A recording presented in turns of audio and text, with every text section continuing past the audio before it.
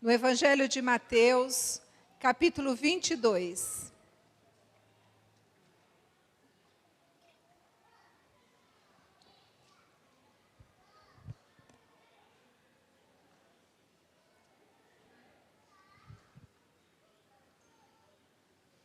Verso 36, NVI, por favor.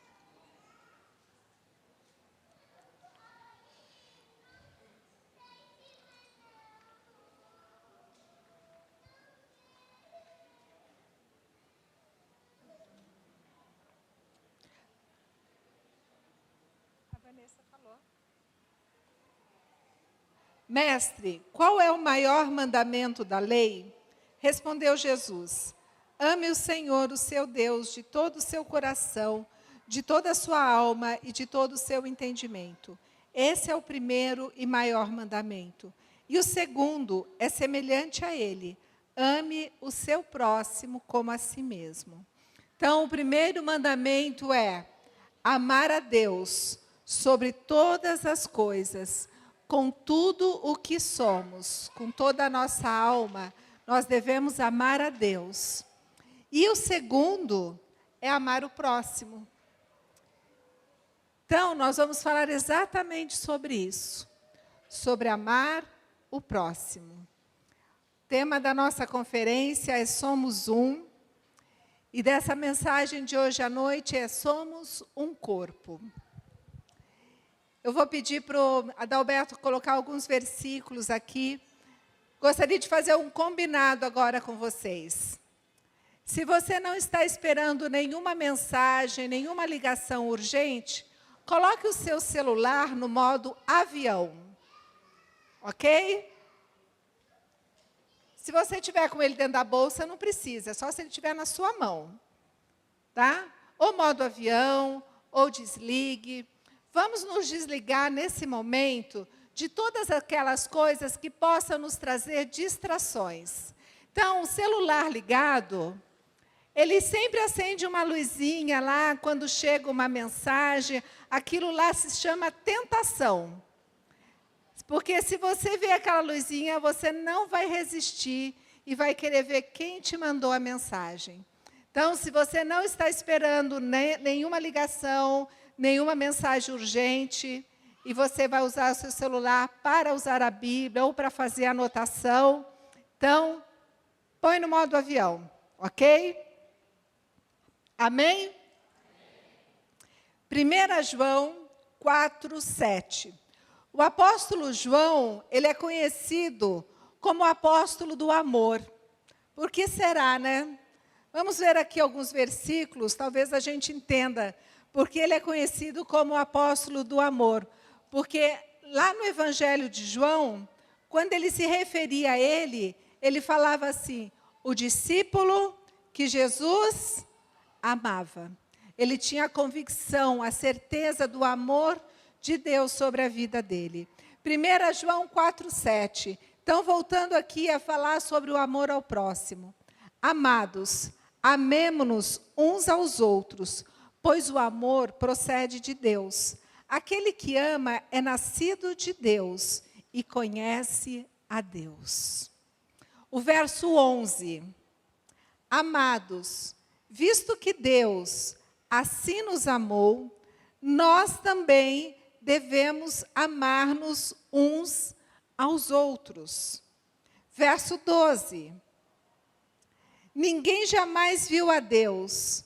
Se nos amarmos uns aos outros, Deus permanece em nós e o seu amor está aperfeiçoado em nós. Amém? Vou repetir esse verso aqui. Olha o que João escreveu. Ninguém jamais viu a Deus. Se nos amarmos uns aos outros, Deus permanece em nós e o seu amor está aperfeiçoado em nós. Olha como isso é forte. Agora, o verso 21. Ele nos deu este mandamento: quem ama a Deus, ame também o seu irmão. Quantos aqui amam a Deus? Amém? Então, esse é o mandamento. amar a Deus e amar o seu irmão. Aí lá no livro de Atos, no capítulo 2, versos 43 e 44, aqui vai falar a respeito dos primeiros cristãos. Como que eles eram? A gente vai ver que isso depois, muito pouco tempo depois, isso muda. Já já nós vamos ver isso. Mas olha como eram os primeiros cristãos. Todos estavam cheios de temor e muitas maravilhas e sinais eram feitos pelos apóstolos. Isso depois de Pentecostes, que eles receberam o Espírito Santo. Todos os que criam, então os apóstolos iam pregando o Evangelho, cada vez mais, e aumentando o número daqueles que criam em Jesus Cristo. E aí diz que todos os que criam mantinham-se unidos, tinham tudo em comum. Ou seja, eles se amavam. Então, a palavra de Deus, ela deixa muito claro o quanto nós devemos amar o nosso próximo. Quem é o nosso próximo? Quem é aquele que está mais próximo de nós? Na nossa casa, na nossa família, os nossos irmãos, pais, filhos e a comunidade aonde nós vivemos. E na teoria, falando, a gente sabe que isso é maravilhoso, que isso é lindo. Isso na teoria. Agora, e na prática? Será que nós temos conseguido praticar o amor? Em Lucas, no Evangelho de Lucas, capítulo 11, verso 28,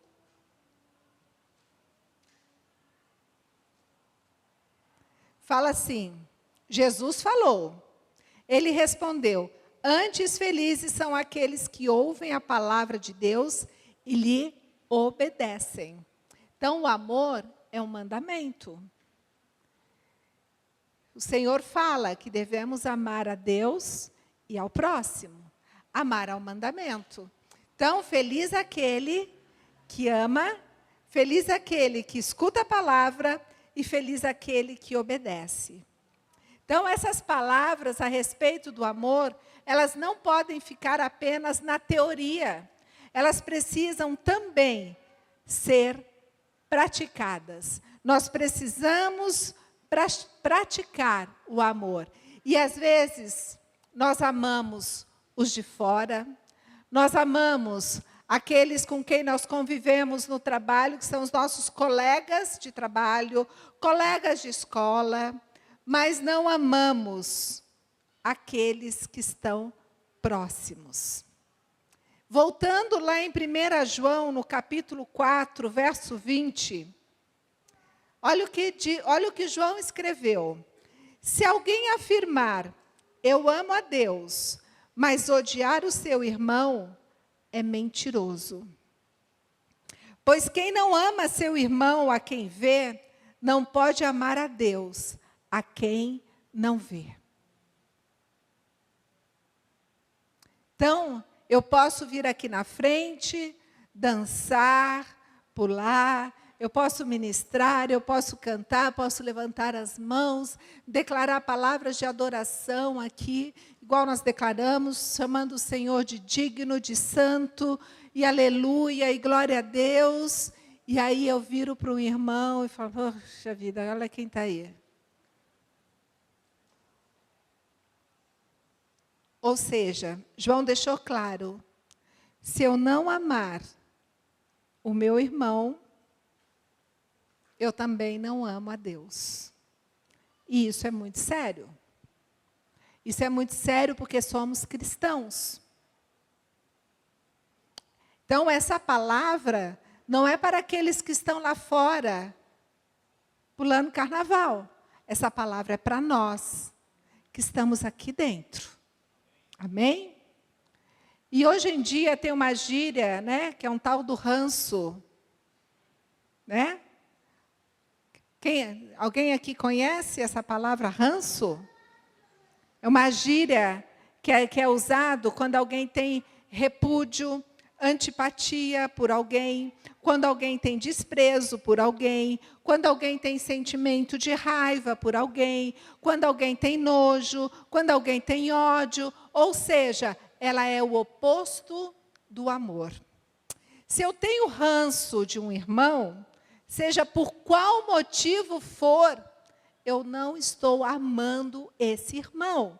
Se eu não estou amando esse irmão, eu também não estou amando a Deus. E se eu não amo a Deus, aí... Então, quando eu falo que eu tenho ranço de alguém, isso vai contra a palavra de Deus. Vai contra o mandamento de Deus. E quando eu vou contra o mandamento de Deus, eu estou pecando. Nós não podemos ter ranço de ninguém, não podemos ter raiva, não podemos ter mágoas, não podemos.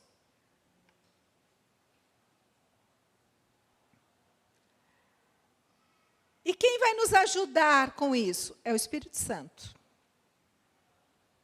Porque no nosso dia a dia, nós vivemos em comunidade, nós vivemos na igreja. A igreja é um ótimo lugar para nós praticarmos o amor. É um excelente lugar para praticar, para amar aquele que está mais próximo de nós. Olhe para o seu lado direito. Agora, para o direito. Agora olha para o esquerdo. Agora, olha para trás. Está vendo? Esses aí são os seus próximos. Agora olha para frente. Vocês têm que me amar. Senão vocês estão pecando, ok? Amar o que está à direita, amar o que está à esquerda, o que está atrás, o que está na frente. É um mandamento de Deus. Jesus nos ensinou isso. Mateus capítulo 5, verso 21. Vamos ver o que Jesus falou também sobre o amor.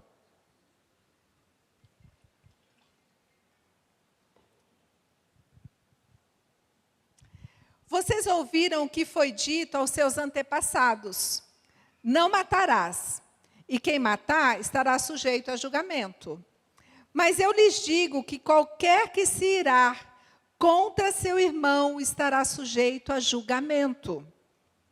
Também, qualquer que disser a seu irmão racá ou tolo, será levado ao tribunal. Qualquer que disser louco, corre o risco de ir para o fogo do inferno. Portanto, se você estiver apresentando a sua oferta, sabe aquele momento da oferta? Oferta de louvor, oferta de gratidão, oferta aqui. Se você estiver apresentando a sua oferta diante do altar, a sua adoração diante do altar, e ali se lembrar de que seu irmão tem algo contra você, deixe a sua oferta ali, diante do altar, e vá primeiro reconciliar-se com seu irmão. Depois volte e apresente a sua oferta. Então, são muitos os desafios. Eu sei que não é fácil. Eu sei que um monte de gente deve estar pensando em um monte de coisa. Então, fala assim: Espírito Santo, me ajuda. Me ajuda, Espírito Santo. Porque muitas vezes é um desafio para nós que vivemos em comunidade. Mas Paulo também escreveu que nós somos um corpo. Lá em Colossenses, capítulo 1, verso 18,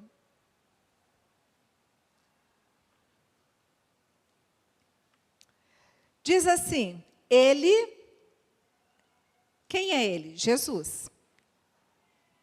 É a cabeça do corpo, que é a igreja. Então, Jesus é a cabeça, nós somos a igreja, fazemos parte desse corpo. É o princípio e o primogênito dentre os mortos, para que em tudo tenha supremacia. Cristo é a cabeça desse corpo, que somos nós. Então, é Ele quem vai nos direcionar. É Cristo quem tem que nos direcionar. É Ele quem exerce a liderança sobre a nossa vida, sobre o nosso corpo. Lá em Romanos, no capítulo 12, verso 4 e 5, também Paulo escreve sobre isso. Assim como cada um de nós tem um corpo com muitos membros, e esses membros não exercem todos a mesma função, assim também em Cristo, nós que somos muitos, formamos um corpo, e cada membro está ligado a todos os outros. Então, aqui está um corpo que tem dedos, que tem mãos, que tem braço, que tem pernas. E tudo que está aqui no nosso corpo é importante. Não importa qual é a função, mas todos estão ligados. E a partir do momento, um braço, se ele não estiver ligado ao corpo, ele não faz parte do corpo. Um braço sozinho, sem estar ligado, o que esse braço faz? Nada. É um braço morto. Nós, se não estivermos ligados a esse corpo onde Cristo é o cabeça, nós não estivermos ligados a esse corpo, nós também não somos nada. Então, muitos dizem assim, eu sou a igreja, eu não preciso ir à igreja, porque eu sou a igreja. É mentira. A igreja somos nós, quando estamos ligados a esse corpo. Aí sim nós somos igreja. E nós, como um membro desse corpo, se nós não tivermos ligados, nós morremos espiritualmente.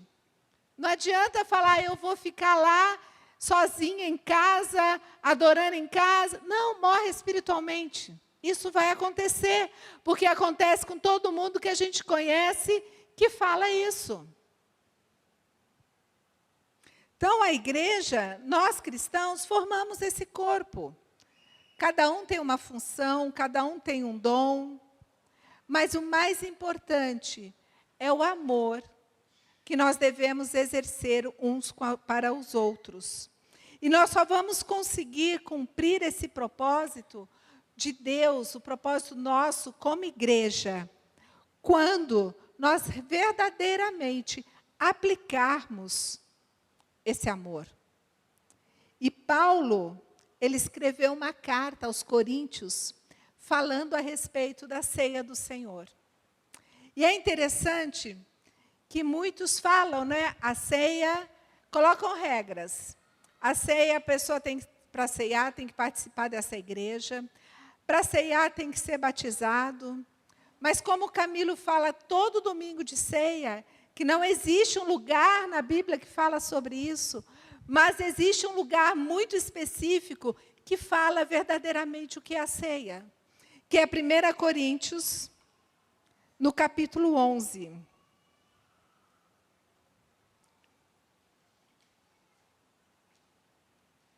Naquele tempo, a igreja se reunia diferente de como nós fazemos hoje para ceiar. Então, vamos lá. Paulo escreve uma carta, Paulo está reprovando, ele está puxando a orelha daquela igreja. E ele começa no verso 17. Entretanto, nisto que lhes vou dizer, não os elogio. Pois as reuniões de vocês mais fazem mal do que bem. Paulo estava bravo com aquela igreja. No versos 18 e 19. Em primeiro lugar, ouço que quando vocês se reúnem como igreja, há divisões entre vocês. A palavra aqui, o divisões, há brigas entre vocês. E até certo ponto eu creio. E olha o que interessante que ele diz. Pois é necessário que haja divergências entre vocês, para que sejam conhecidos quais dentre vocês são aprovados. Então, olha bem, olha a pegadinha. Olha o que Paulo fala, é legal ter essas divergências, porque é através delas que nós vamos ver, que Cristo vai ver quem é aprovado ou não.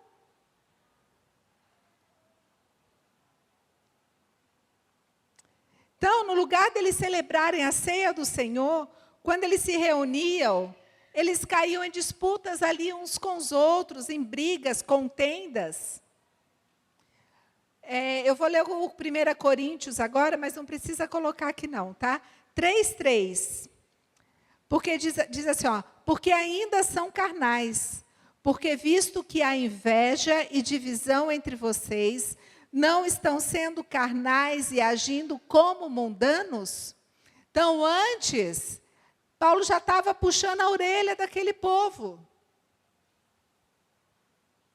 As pessoas, elas podem congregar na mesma igreja, sentarem à mesma mesa, e mesmo assim, ter inveja, ciúme, briga.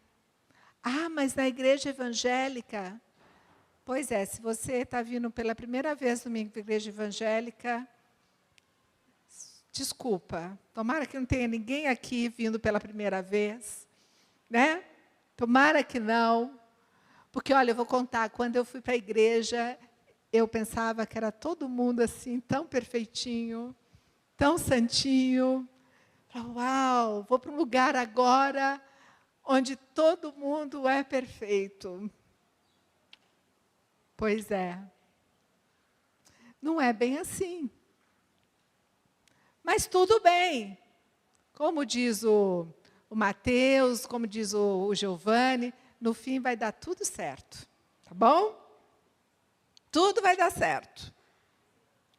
Agora, então, quando eles se reuniam, havia ali essas brigas, e além disso, além dessa falta de amor, desses ciúmes, dessas invejas, haviam brigas, havia fofocas.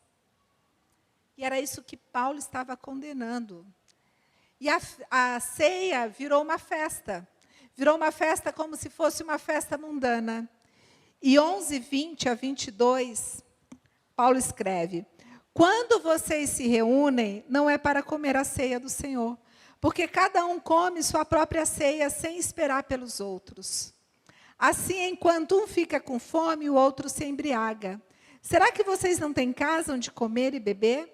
Ou desprezam a igreja de Deus e humilham os que nada têm? Que lhes direi? Eu os elogiarei por isso? Certamente que não. Então, estava igual a festa dos pagãos, que era regada a muitas bebidas, muita comida, muita orgia. Mas, lembrar do sacrifício de Jesus, fazer a ceia em memória a Jesus mesmo, ninguém estava fazendo. Então, havia orgia. Aquilo que era para ser alimento da alma, estava sendo usado para alimentar as paixões. Não havia amor. Por quê? Porque eles se odiavam. E, além disso, os mais ricos levavam para eles e não repartiam com os necessitados. Eles agiam de forma egoísta, porque eles não eram generosos.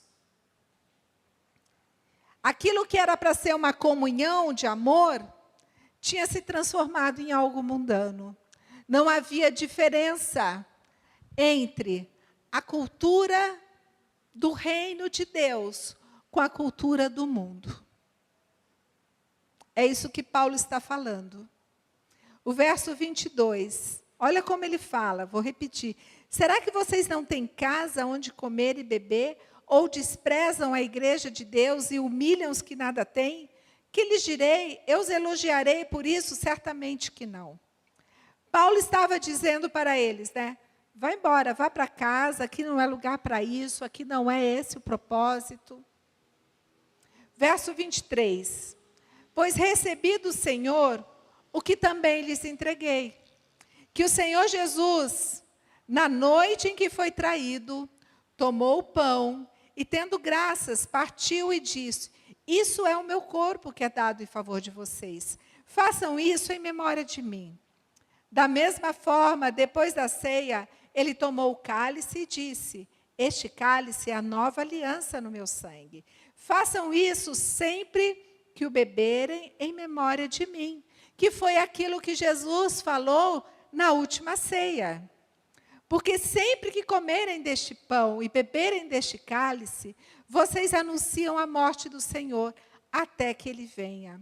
Portanto, todo aquele que comer o pão ou beber o cálice do Senhor indignamente, será culpado de pecar contra o corpo e o sangue do Senhor. Então, Jesus falou isso. Jesus falou, olha, façam isso em memória. O que Jesus fez? Ele pegou o pão, partiu o pão e repartiu.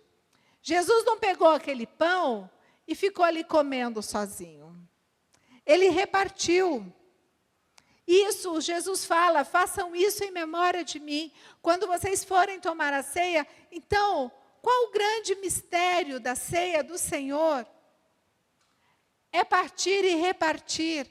A ceia fala de Jesus, a ceia também fala de amor ao próximo. Porque Jesus é amor.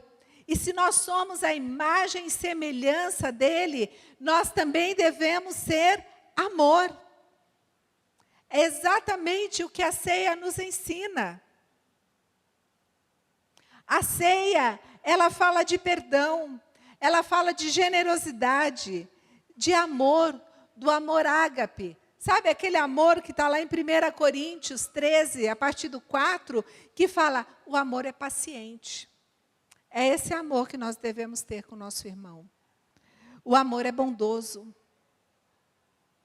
Ele não inveja, não se vangloria, ele não se orgulha, ele não maltrata, ele não procura os seus interesses, não se ira facilmente, ele não guarda rancor. O amor não se alegra com a injustiça, mas se alegra com a verdade. E aí, mais forte ainda, Paulo continua. Tudo sofre, tudo crê, tudo espera, tudo suporta. Esse é o verdadeiro amor. Sabe, eu creio que nós aqui como igreja, nós não vivemos, eu creio, como a igreja lá de Coríntios.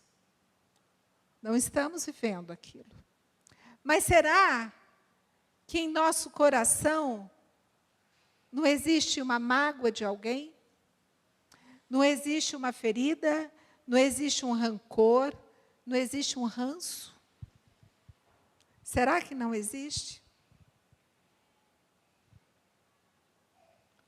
Será que não existe assim, eu não quero mais saber de viver em igreja, porque um dia eu fui ferida, um dia eu fui ferido.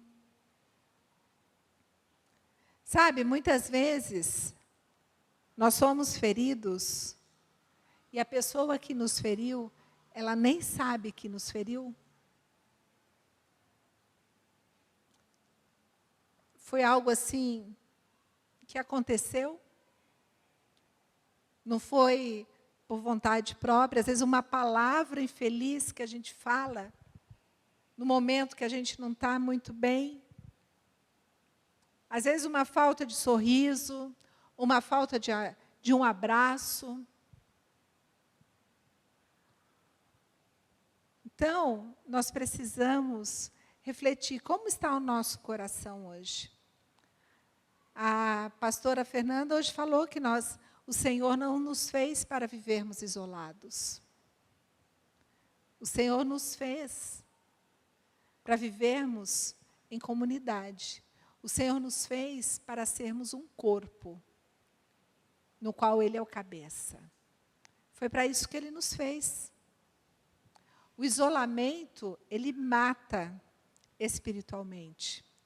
E o que o inimigo quer fazer? Ele quer nos matar espiritualmente. Ele quer nos fazer. Sabe aqueles pensamentos assim, eu não vou mais na igreja? De agora em diante eu vou fazer aqui, eu creio em Deus, mas vou ficar em casa sozinho. Porque nenhuma igreja presta, nenhum pastor presta, nenhum não sei o que presta, nenhum irmão presta, ninguém presta. Aí a pessoa começa a assistir aqueles programas que tem no YouTube. Programa é coisa antiga, né? Eu acho que programa era coisa TV, né? Nem sei como é que fala. Bom, aqueles negócios que tem lá no YouTube, seja podcast, entrevista, o que for. Onde as pessoas, elas ganham dinheiro falando mal das igrejas. Elas ganham dinheiro falando mal dos pastores. Elas ganham dinheiro e nós estamos contribuindo para essas pessoas ganharem dinheiro falando mal de todo mundo. Elas ganham dinheiro expondo todos os escândalos de todos os pastores ao redor do mundo. Porque, assim, quanto mais polêmico, mais elas vão ter curtidas, mais elas vão ter engajamento, mais elas vão, né? Então, quanto mais polêmico, então, o que dá dinheiro é falar mal. Vamos falar mal, vamos falar mal. Vamos caçar, vamos caçar. E aí o que acontece com os cristãos? Começam a ouvir. O que está entrando na nossa mente? Aí a gente fala, puxa, eu acho que é verdade. Ninguém presta. Pastor é tudo safado. Os irmãos, ninguém presta. Nós vamos nos alimentando desse tipo de palavra. Como é perigoso nós nos alimentarmos desse tipo de palavra, porque isso começa a nos contaminar. E a gente passa a acreditar. Todo mundo é perfeito? Não. Mas aqui, o mandamento não é assim. Ame o seu próximo, que é perfeito. Ame o seu pastor quando ele for perfeito. Ame a sua vizinha quando ele for perfeito. Ame o irmãozinho, a irmãzinha quando ele for perfeito. Não é isso. O que está escrito na palavra é: ame o seu próximo, como a ti mesmo. Ame o próximo. O inimigo vai tentar nos isolar, porque ele sabe que sozinhos nós morreremos. E como ele faz isso? Criando feridas. Sabe, aquelas ofensas que a gente escuta, que a gente se sente ofendido, magoado, pois é. Aquilo que está lá escrito no livro do John Bevere, que chama A Isca de Satanás. Ele fala sobre isso, dessa isca chamada ofensa. Quantos estão morrendo porque morderam essa isca chamada ofensa? Se nós nos ferirmos na igreja, nós seremos curados na igreja. É nela que nós vamos crescer, porque nós não podemos ficar sem ela. O escritor do livro de Hebreus, Hebreus 10, 25.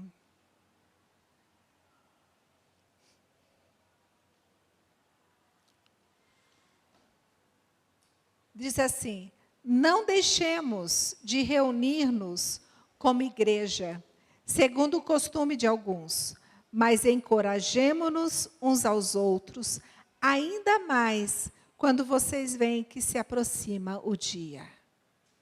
Então, ao invés de nos afastarmos, nós precisamos encorajar. Encorajar um ao outro. Trazer palavras de encorajamento. Trazer palavras de ânimo. Trazer palavras de consolo. Trazer palavras de conforto. É isso que esse é o nosso papel. Ao invés de ficar ali ouvindo, ou está ali naquela reunião, onde um começa a falar mal, aí todos começam a falar mal, aí o veneno vai correndo, vai se alimentando desse veneno, daqui a pouco está todo mundo contaminado. Nós precisamos ser luz, e como luz nós precisamos trazer a palavra de amor. É isso que nós temos que fazer. Nós temos que, ao invés de ficar ali nos corroendo com tudo que nós vemos, com tudo que nós vimos ou ouvimos, Vamos pôr isso para fora e vamos levar amor e vamos conversar. Vocês têm ideia de quantas coisas nós, pastores, ouvimos? Olha, ouvindo não é de confissão, não, gente. É de gente nos ofendendo. Nós ouvimos ofensas também. Nós também. Sabe? Tem um tal de WhatsApp que a pessoa, ela acha que ali no WhatsApp ela pode escrever tudo, que ela não tem coragem de falar na cara. Ela vai e escreve ali, ó, um livro. Ela escreve um livro para você. E aí, se a gente não se fortalece com o Espírito Santo, a gente também não aguenta. Mas não podemos desistir. E nós temos que olhar para aquele irmãozinho, ou irmãzinha, com amor. Nós temos que amar. E existe uma palavrinha que se chama perdão, que nós temos que perdoar. Nós temos que amar e perdoar. Sabe por que nós devemos perdoar? Mateus capítulo 6, verso 12.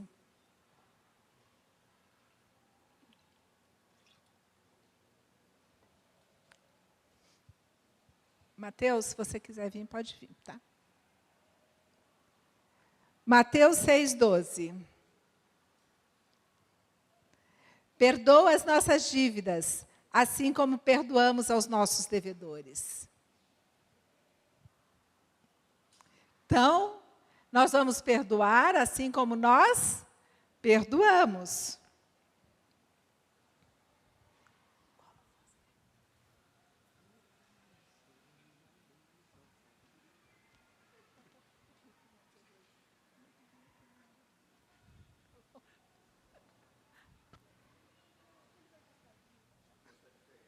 Está diferente, Mateus. Esse não é o Mateus. Verso 14 e 15 de Mateus 6. Prestem bastante atenção nesses dois versículos. Pois se perdoarem as ofensas uns dos outros, o Pai Celestial também perdoará vocês. Mas, se não perdoarem uns aos outros, o Pai Celestial não perdoará as ofensas de vocês. Nós precisamos do perdão do Senhor todos os dias. Todos os dias nós precisamos do perdão. Mas para isso, nós precisamos perdoar. Pois Mateus foi muito claro. Né? Isso aqui Jesus falou. Se perdoarem as ofensas uns dos outros, o Pai Celestial vai perdoar vocês. Mas, se não perdoarem uns aos outros, o Pai Celestial não perdoará as ofensas de vocês. Perdão é decisão. Amar é um mandamento. Precisamos perdoar para sermos perdoados. Precisamos perdoar.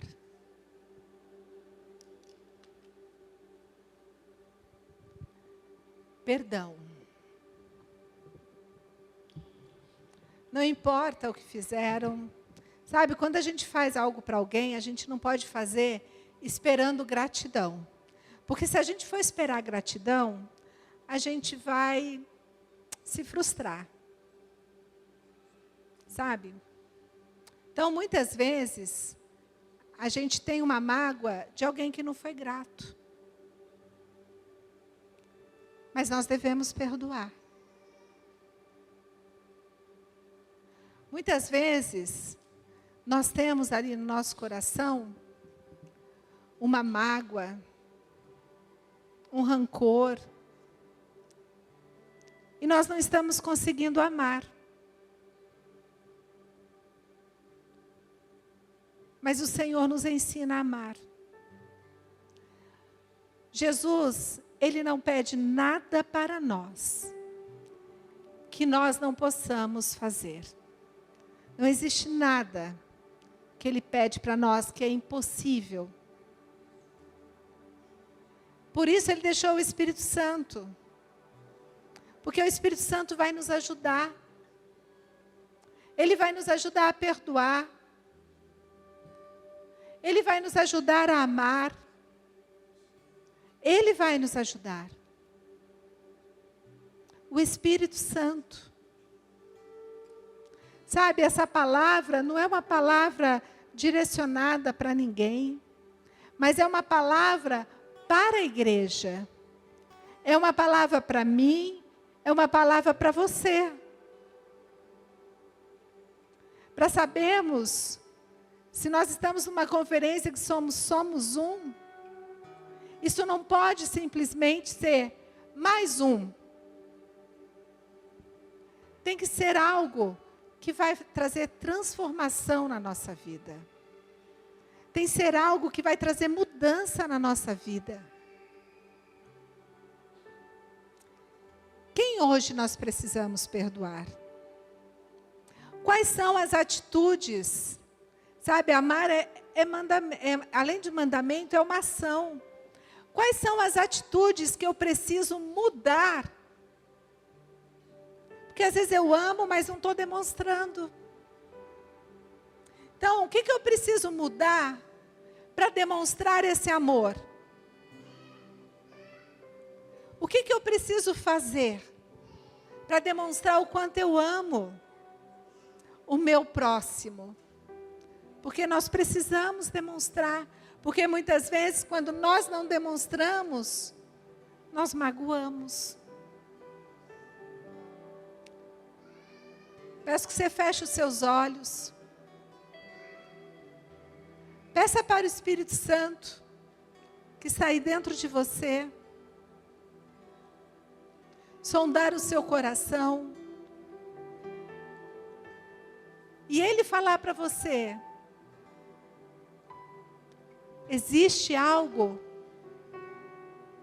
existe alguém, existe uma atitude que você precisa mudar, um novo comportamento, novas ações, mais carinho, mais abraço, mais palavras de encorajamento e menos palavras de crítica.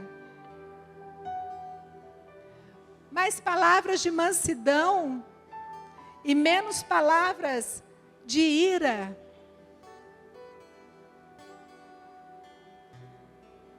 Seja na sua casa, seja com seus irmãos da igreja.